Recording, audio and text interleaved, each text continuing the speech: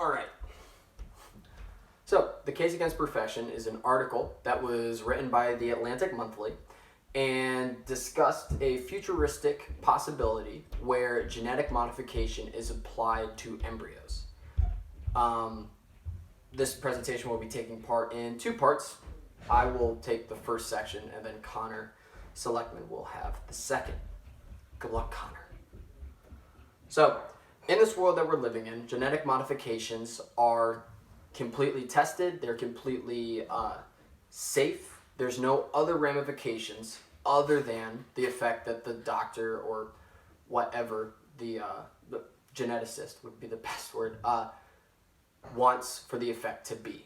The operation would happen in vitro, and so the child would be born with these genetic modifications. This isn't a situation where hypothetically you could change after birth DNA sequence and genetically modify that way.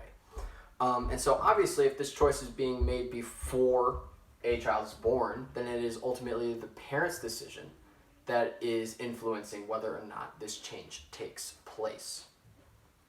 So a typical thing that a parent would see when they're trying to administer this kind of care to their soon-to-be child would be going into the modification clinic and going over these three kinds of changes that they can make. These are the three main changes that the article discusses. There is a fourth, which is sex determination. However, other discussions that we've had have already covered sex determination prior to birth. So I thought that sticking to these three would be the most simple way to move forward.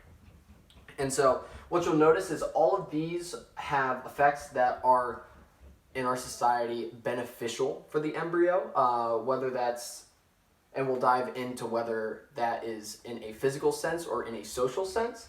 Height, making them taller, memory, increasing long-term, short-term, and IQ ability, as well as musculature and that mass, efficiency, and etc. So, height.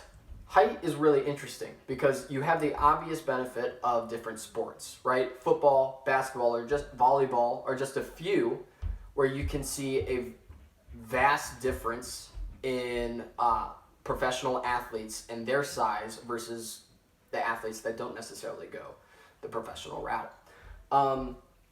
But some implications that aren't typically thought of is things like salary. So the Atlantic in 2015 published an article that showed a 9 to 15% difference in salary, which is about $800 a year, for people working the same job, however, one being taller than the other. Now, in this futuristic world we've created, some of the implications that a difference in height could show is that the rich would have an immediately recognizable factor rather than, musculature, which, they could be working out or something. No, if you are tall, then you would be identified as rich. And short would be something that would become... So Teach, you trying to tell me that some parents are going to genetically modify their kids just so they're taller? Ain't no way anybody's going to do that. Well, that's what's funny. We already are. So back in 1996, around 40% of HGH that was being taken in the United States was being taken by children as off-label HGH. This was due mainly to parents that were wanting their kids to just be taller or fit certain kind of characteristics they were looking for, right? And then in 2003, the FDA approved for children to be administered that HGH that were in the bottom 3%. So now you've changed from having a drug that was meant to help people that had a very diagnosed prescribed deficiency that HGH could be used to treat, to people that are now on just the lower end of the height spectrum, perfectly healthy children, but are getting increases to their height because it's a desired effect. And some things that the parents used to justify were social ramifications or worrying about their kid fitting in. However, these children are perfectly healthy, yet still receiving HGH. The next one is memory. Now, I don't know if you guys have seen Black Mirror, but there are a couple of things that mess with memory, and it can be a pretty scary topic. And this is pretty much the same. It's not too different than that. So initially, memory would come about as a way to treat Alzheimer's, right? We already have companies working on that now. But what would eventually occur is that memory, once it's identified and you have the desired effect with no consequence, right? You could genetically modify individuals to have increased IQs or increased long and short-term memory. Now, what kind of effect that would have on society is sort of similar to height, right? You now are creating, whoops, not yet. You're now creating a bridge between those who have been in wealth and those who have stayed in poverty, and causing that gap to be widened and even harder to cross due to genetic modifications being made in memory. But there are obvious benefits too. If you increase memory or brain capacity, then all of a sudden you have individuals who can make new discoveries and access more information because they're able to store more information, make new discoveries that could maybe help those at the other end of the bridge. So you do have a back and forth kind of debate going on here. And some things that have already occurred as far as memory goes is that fruit flies being manipulated, their genes being manipulated, has led to them being able to have photographic memory in lab, as well as a lot of mice tests have gone on to see if certain drugs could cause them to be smarter, and have had data to support that as well. But our brains are a gift. We don't need to modify them or change them because isn't human creativity in itself able without the need of all of this extra stuff? Who would do that? Why would we need to? Once again, we already are, right? I mean, Adderall, Ritalin are some drugs that can be seen as not necessarily memory, but focus-oriented drugs, which are able to assist furthering our capabilities, right? One thing that the article talked about that was pretty cool is that these recreational drugs are no longer recreational. Society has taken a new role and put pressure on individuals to take ADHD medicine that allows them to focus. Now, in turn, this ADHD medicine is now being used for college students and high school students, SATs, where they feel like they need to be able to focus more. But it's not being taken in order to open their mind as recreational drugs are. No, it's being used to meet demands that society is requiring us to meet. And how would a genetical manipulation be that much different than what we're already doing with pharmaceuticals? Finally, we've got musculature. So musculature is fairly straightforward. We already are is steroids, right? We have athletes who are taking steroids and are able to get new and enhanced abilities due to increased muscle mass. However, this is acquired after birth, right? So the true ethical dilemma with musculature as it applies to sports is somebody being born with more natural ability. Is that an unfair advantage? I mean, you already have people like Michael Phelps, who has, paddles for hands and feet, and has the perfect body in order to swim efficiently. Is he in some way lesser of an athlete because he has natural gifts? Same thing applies to those choices being made here. You could choose musculature to fit a certain sport, right? And out of that, you would be able to witness increased ability in that sport.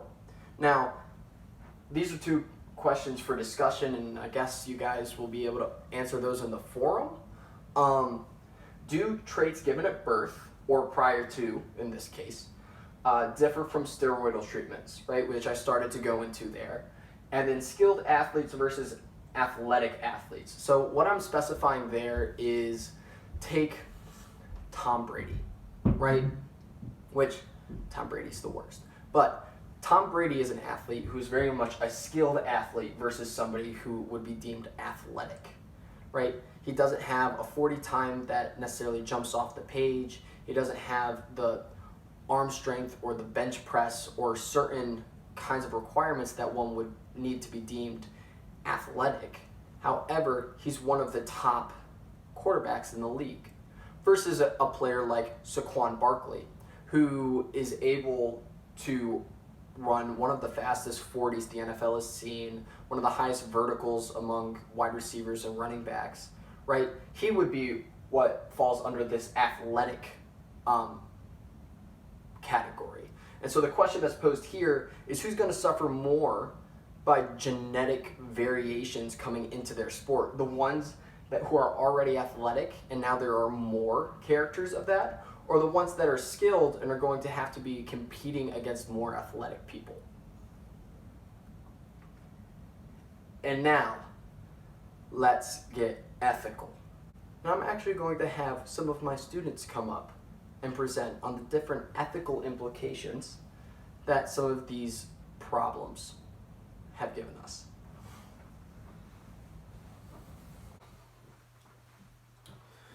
Hey guys, I'm DJ. So consequentialism, like utilitarianism, it doesn't seem like everybody's gonna get to benefit. Only the top 10% are gonna get to afford this stuff. So if only the top 10% are getting it, then there's no way everybody can benefit. You're only making the top even harder to reach by those that are trying to climb the ladder of success.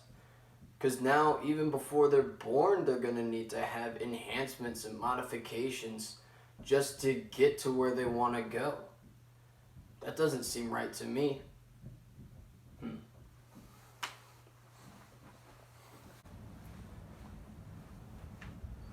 Well, sure. I'm AJ, by the way. But according to deontology and Kantianism, we're not breaking any rules. I mean, if anything, you're stopping rules from being broken with Adderall and your steroidal enhancements, because now you have people that are born with these abilities, so they don't have to steal or cheat their way through a system that's destined for them to lose. Instead, we're fixing the problem before they're even born. Isn't that what we want? We want people to be able to take on society's problems that it throws at them. I mean, it might not apply to everyone, but this process isn't what's wrong with it.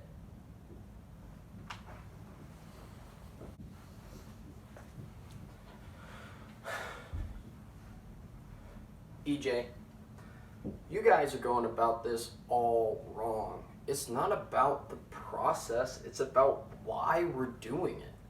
I mean, you're both sort of right. What's important is that the people that are choosing this for their kids are choosing it for the right reasons. Do they really want their kids to be able to face the social issues? Because if that's where their root is, then yeah, why shouldn't they try to help their kids? That's a great thing to do as a parent. But if they're saying that they're only going to accept their child if it's a certain way, and uses genetic modification as a way to reach that perfect kid, then no, I don't think that they should be able to do this at all. What's really important is where their heart is in the matter.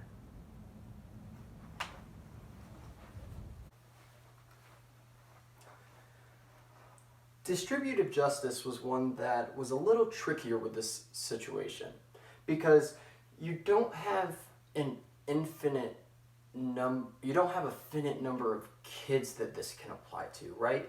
But you do sort of have a finite number of wealth as far as who has the wealth, right?